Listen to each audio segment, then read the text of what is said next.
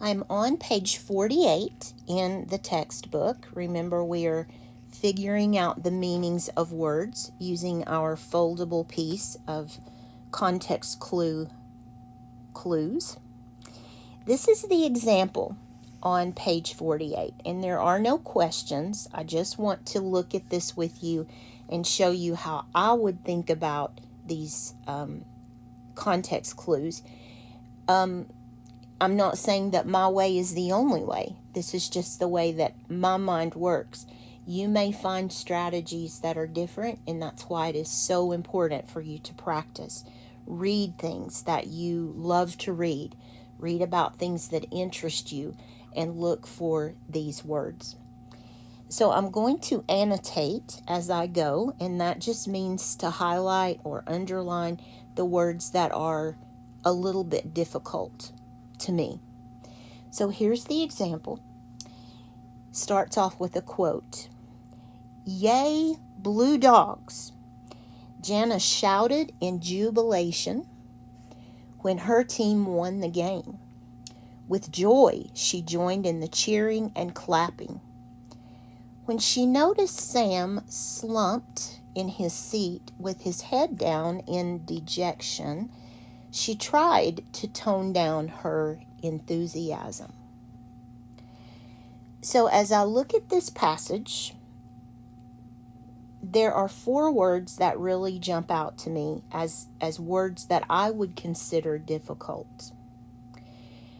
You could also even mark this phrase, tone down. That's not something I hear every day. So let's practice with our context clue skills and see if we can come up with some definitions for these 5 words or that one term, tone down. Jubilation. Now you may know this word. I've heard it several times in my life, but it's not a word I use on a daily basis. So let's get some clues about jubilation. And I'll tell you what, I'm going to do this a little differently. I'm going to mark my word in green, and I'm going to mark some clues. I know that she's shouting, and I know that her team won the game. So what kind of emotion do you think Jana is feeling here? And you could even go on to read a little further. It says, with joy, she joined in the cheering and clapping. So I would say it's safe to bet that Jana is happy here. You could even say that jubilation is a synonym for joy. Both of those express the idea of happiness. So I'm using my trick of synonyms here. Jubilation, happiness, and joy. The example that springs to mind, and you guys are going to think I'm crazy, but in the movie with Jim Carrey, The Grinch, remember the Grinch who stole Christmas, they had a very happy celebration that they called the Whobilation, because everything in that movie started with who. But that is the word we're looking at. Jubilation was a celebration. It was happy. It was joyous. Those are the kinds of things that help me to decipher these terms.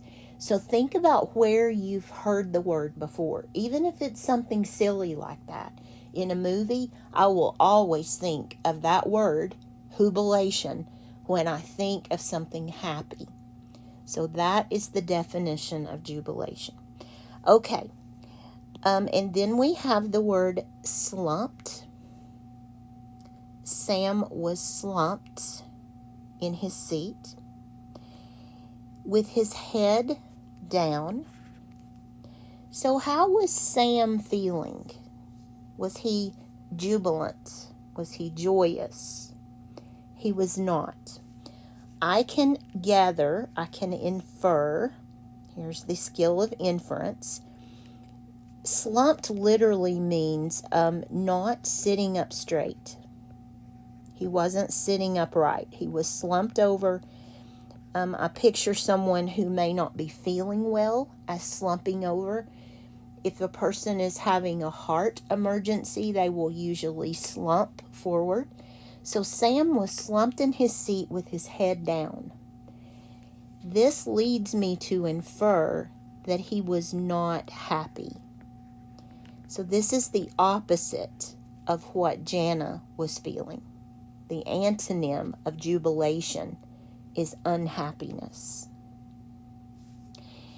Dejection, that's a word that you don't often use, or I don't. Dejection. He's sitting slumped over with his head down. Dejection is probably, that's the inference, a synonym for sadness. It's actually a synonym for extreme sadness. Usually people who are dejected are very, very upset. They're more than just a little bit bummed out. This is a pretty serious sadness. So I might infer that the Blue Dogs were playing in some kind of world championship tournament, maybe for a lot of reward money or prize money. This was a more than just an everyday kind of thing. Tone down. So it tells us that Jana was trying to tone down her enthusiasm. And this one you may not even need to highlight, but let's just make sure that we understand. It means to calm or quieten down, to stop the yelling, the cheering, to settle down. And enthusiasm. I think maybe you've heard that word before, but can you give me a synonym from this passage for enthusiasm? What's a word that means the same? Jubilation. Joy. Excitement. Those are other words that mean the same. I'm going to reread this passage, and instead of saying the words that I've highlighted, I'm going to put the words in where we've written words. If I have a word, I'm going to substitute it. "Yay, Blue Dogs!" Jana shouted in happiness when her team won the game. With joy, she joined in the cheering and clapping. When she noticed Sam not sitting up straight in his seat, with his head down, he was not happy, in extreme sadness, she tried to calm down her jubilation and joy. So sometimes it helps to go back and reread the passage using the words that you wrote in, that you annotated. And let me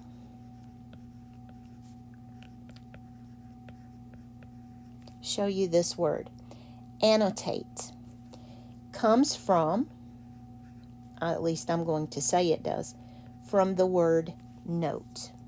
We're making notes, and you see that's what I'm doing here. Now on a test, this is hard to do because they won't let you write on the test, or you sometimes are looking at a computer screen.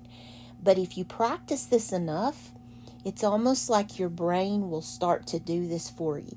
It will just start to highlight the things that need it sort of on that whiteboard in your mind, so that you don't really need a highlighter. But you have to practice it enough to get really good at it. And I promise you, it will help you with your reading. Make notes as you read. Even if you don't draw a graphic organizer, make notes on what you're reading, and it will help you. Okay, I think I'm going to go ahead and get the example at the bottom of the page.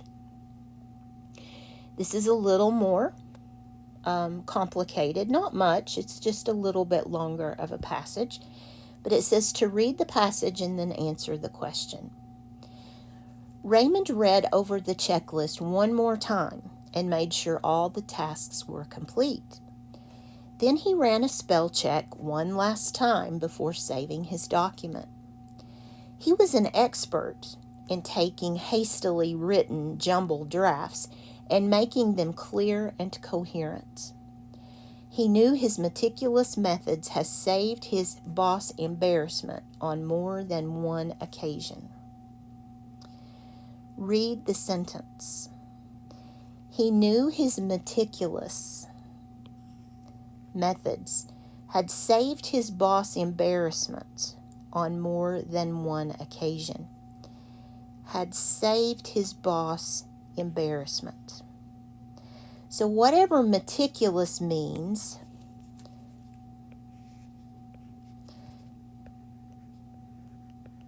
it saves not Raymond, but the boss. Now that's pretty important. If Raymond is supposed to write these notes, which is what he's talking about here, or some process that he's working on, drafts would be something that he's written. It needs to be done right to save the boss embarrassment. So what does that word meticulous mean? Does it mean careless with details? Now let's look at the word careless just a second, because you can use this process right here. Less is a suffix that means without. So without care for details. Let's go ahead and look at this one. Full is a suffix that means full of. Full of care about the details. Unusual, that means odd or bizarre. Done quickly means done quickly, but sometimes when we do things quickly, hastily, we get mistakes. So which one of these choices would save the boss from embarrassment? It's going to be C. He was careful with the details. He did meticulous work. He did good, detailed, correct work. This is a word you can use on a resume. If you are a person like Raymond who can do meticulous editing, making sure that you don't have mistakes, things like spell check, a checklist, making sure things are complete. Meticulous is a good word to use on your resume. It conveys the idea that you are careful about details. I'm going to stop this video because it's getting long, and then we'll take a look at page 49.